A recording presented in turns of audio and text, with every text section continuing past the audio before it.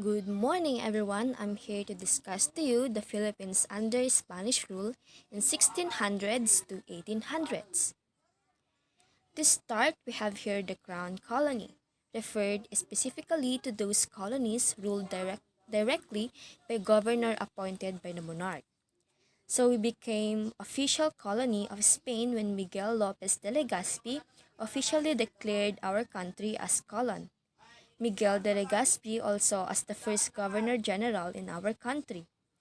First Spanish Governor General that also tasked by the monarch or the King of Spain to rule the country, the colony, our country, Philippines.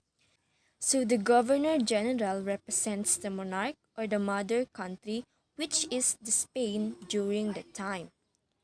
Spain governed the Philippines through the union of church and state, introducing to a new beliefs. So we have Spanish claimed archipelago based on two reasons. First, since the discovery of the Philippines was made under the auspices of Spain, the Philippines therefore was rightfully owned by Spain. Second, since Spain, being an actual possession of the Philippines, it had the right to colonize it. These are the claims of the Spain under colonizations in our country. In other words, Spain claimed the Philippines by right of discovery. Expeditions plus Magellan plus discovery is equals to Philippines. Next is we have these political changes. We have different changes that happened in our country after we were officially declared as an officially colony of Spain. So there is what we call the Council of Indies. When we talk about Indies, it refers to the East because our country is located in the eastern hemisphere of the world. So Council of Indies as administered the Philippines. Even so, the King of the Spain appointed Spanish officials to deal with the proper administration of the colony. The most important administrative organ of the Spain is, is the Spanish Empire of the Americas and Asias. Prior to the coming of Spaniards, we have our own administrations and governance. We are headed by the Datu or the Raja, which is also served as the leader of entire community. But when we colonized by the Spain, we are introduced this kind of political changes, which is the Council of Indies appointed Spanish officials in our country like Governor General as the top authorities in the government of our country. In 1863, in order to make the administration of the Philippines efficient as a colony, it was placed under the jurisdiction of Ministry of the Colonies or Overseas Ministry. The ministerial department in charge of the direction of Spanish colonies between 1863 and 1899. It administered the Philippines, Cuba, Puerto Rico, and the Carolinas, Marianas, and Palaos. So this is the colonies of Spain during the time from 1863 and 1899.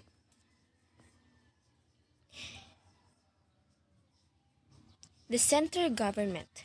In order to make the central government of the Philippines organized under Spaniard rule, they adopted their experience in Mexico and South America, including the law of the Indies. Some Spanish law were likewise adopted, first de la Lovísima Recompilación, the Leyes de Toro, and the Siete Partidas. So we have the central government was headed by the governor, the captain, and captain general or governor general. Captain general or governor general was appointed by the King of Spain. He possesses the three branches of governments. He execute the law, he legislate or make the laws, and of course he make his judgment. So it's a one-man rule. There are only two branches of government under Spanish rule. the executive and judicial. There was no legislative or Congress. So we have here the superior decrees, the orders from Governor General, and the royal decrees, orders coming from the King of Spain.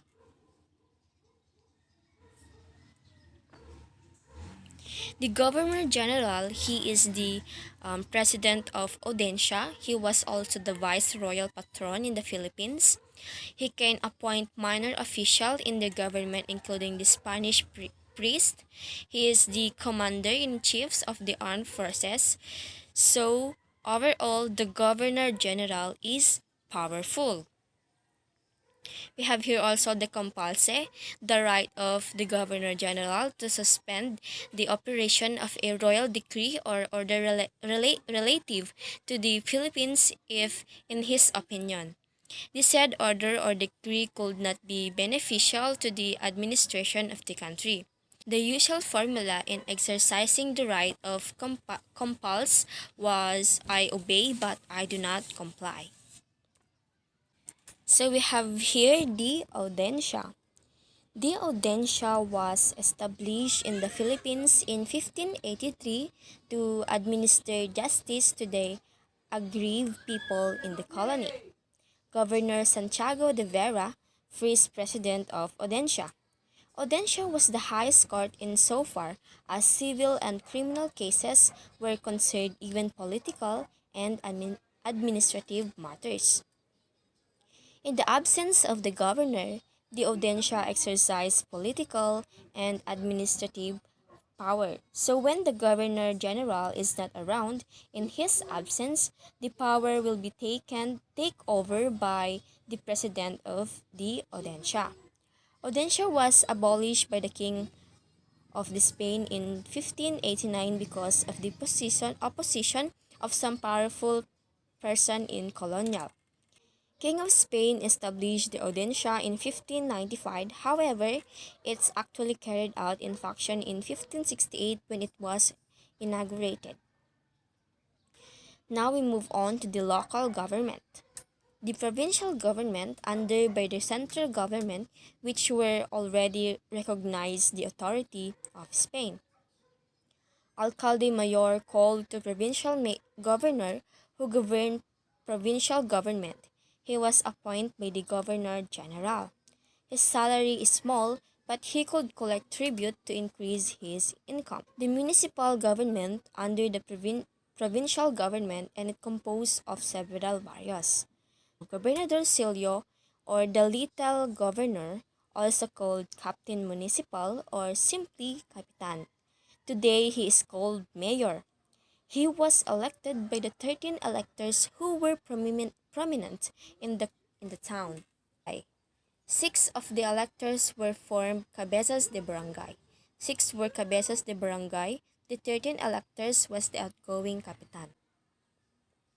Now we move on to the city and its government. During first century of Spanish rule, we have only two cities, the Cebu and Manila. Manila, as it was being declared by Miguel Lopez de Legazpi as the capital during that time, but Cebu was the oldest founded city in our country. After 17th century, the Philippines had 6 cities, which is the Cebu, Manila, Vigan, Nueva Segovia, or the what we call now the Cagayan, the Arevalo, part of Iloilo City, Nueva Caceres, or the Naga. Ayuntamiento, the city government equivalent to this city hall, consisted of 2 alcaldes, councilors called the 12 regidors, at a chief of police, a secretary, and few other lesser officials. Cabeza, who headed the barrio or barangay, he did not receive salary. However, he was given a portion of the taxes collected in his barrio. He is also considered a member of Principalia or the aristocracy, and it is called the Cabeza. And that is all, everyone. God bless and thank you for listening.